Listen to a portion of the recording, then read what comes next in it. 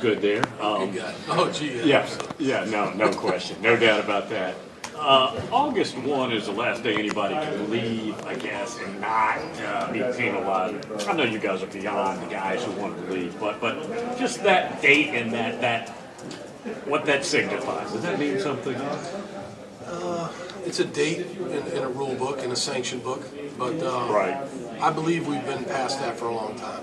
I believe we've had a group of guys that are very committed to us, and we've been past that for a while now. If you have to start a true freshman quarterback, how much of the playbook or the call sheet can he be responsible fairly for early? We'll have to see during training camp. How much can he handle Right. from a day-to-day basis in training camp? That's something we'll have to judge with both those guys. They're both basically freshmen, even though Tyler had the year at JC. Right. They're both basically freshmen. So we'll have to see how it goes in training camp, and then after a couple weeks of training camp, we'll have to look at it and say, okay, look, this guy he can handle a lot of things, or maybe he can only handle certain things, and then we have to make sure we make a good decision on that. You will let these guys battle and somebody will win the job and you'll go with the winner there. Ideally, how should that go as far as timing and announcements and all that? I think, about halfway through training camp, you've got to be ready to pull the trigger on somebody. You've got to say, okay, here's where we are, assess it fairly, equal reps, film, study, all these things that we do as a coaching staff. You've got to give your guy, whoever that is, your starter, enough time to be to prepare for the Syracuse opener. So it'll be something that we evaluate very closely, and we'll make a good decision for the football team. Tell me about Zach Zwinak, the big kid at running back, and what you can do with him. And can you maybe, that's kind of like your closer in baseball, can you maybe take some pressure off the quarterbacks with a big kid like that? Well, we feel good about all our running backs. Zach's back. Zach Right. gained 1,000 yards in only about 8.5 games last year. That's pretty good, and he's back, and we expect him to have a good, strong season. We've got Akeel Lynch, who's had nobody really knows about him because he redshirted last year, and we feel that he's got a chance to be a really good running back. And then Bill Belton's back from last year. So, hopefully a good running game takes a little bit of heat off of a new quarterback, no question about it. Well, and Allen Robinson, a wide receiver, he takes up a big portion of that stat sheet. He does. Allen is he's a really good player, a fun guy to coach. Has really worked his tail off this off season to be the best receiver in the Big Ten, and we're hoping that he goes out there and has an excellent year.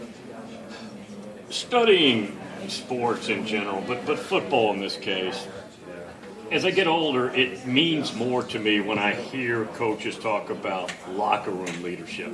20 years ago it was like, whatever, but if you're a coach who's fortunate enough to have a guy who that locker room respects, and he commands attention and he does things that are right, it's a big help for you because you can't be there all the time. And Mike Maudie, I love Mike Maudie. He was here last year and did I thought, a fantastic job representing Penn State in a very difficult situation. Who do you have to step up? Right, Mike was a fantastic leader.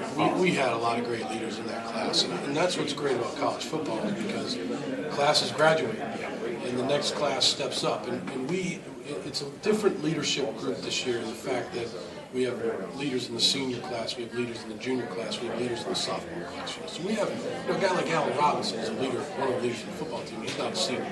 And then obviously we have Urshel and Carson and Malcolm Willis and these guys that are here with me today. So we feel good about our leadership. We've got a good locker room, a bunch of hardworking, tough kids that have really worked hard this offseason to get better. And we feel that we're in good shape with the leadership of this football team. Bill O'Brien, Penn State, season coming up. I have been amazed at you and your staff's ability to recruit. And let me preface this. Penn State's a fantastic brand, so we all know kids want to go to Penn State, but the circumstances have not been ideal, to say the least. Typically, kids like playing time quick, winning, and they want pretty things like nice facilities, support, all of that, and co-eds, all of that. You guys are limited in your numbers, but you have had lots of names. Christian Hackenberg could have gone anywhere. Who have said, you know what, I'm going to Penn State.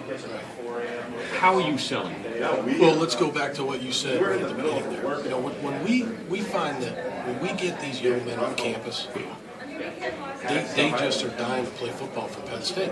You know, there's great spirit on campus with our student body. Our student body knows as much about recruiting as we do. It's fantastic. And then you have just a phenomenal stadium, 108,000 seat stadium. You've got the best weight room in the country.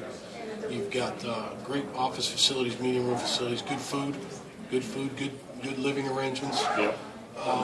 And you've got a great setting in the mountains of central Pennsylvania. I mean, it's a fantastic place to go to college. You've got a fantastic education. You have 150 different majors to choose from. So you're going to find your niche academically. If you can't find it there, you're not going to find it anywhere because you have a lot to choose from. So we have a lot of different majors on the football team, which is pretty interesting.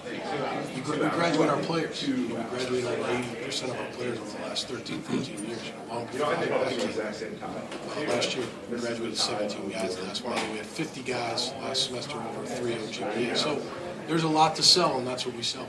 I've talked to all the other coaches about this. There's going to be a Monday on my show where some team loses a game because a guy gets ejected. Not targeting, but he hits a guy in the wrong spot, so he's targeting. What are we going to do here? Well, how are you handling this? Well, I think the number one thing that I've said all day today is we have to educate our players first. So how do we do that? Well, I think you have to show your guys early in training camp examples of hits that would get a guy ejected. And then you have to show them good examples of guys that are tackling the proper way. And then when you bring your officials in to officiate your training camp scrimmages, at night, in those night meetings, you have that official stand up and explain to us exactly what he's looking for, and do that a couple times. And educate your players. And then again, at the end of the day, it comes down to the judgment of the official on the field. And so we're just going to try to educate our players and then listen to the officials and what they tell us and go out there and just try to play by the rules. Coach Pat Fitzgerald had the best idea. They're not going to do this, but it was a great idea. Yellow card, soccer. First offense, yellow card. Second offense, you're gone. Yeah. It's a good idea because it's teachable then. Yeah. It's too much They're not related going to soccer, though. Yeah, and they're not going to do it. But if they do, I'll take credit for it. That's the point. So don't say soccer and football in the same no. sense. I mean, nothing against soccer. I got you. Hey, Coach, I told you players this and you this. It won't be the first time, but the turnaround last year after the first two games was astonishing. So congratulations. Thank you, Bill. Good to see you. Appreciate it. Thank you guys. Thank you.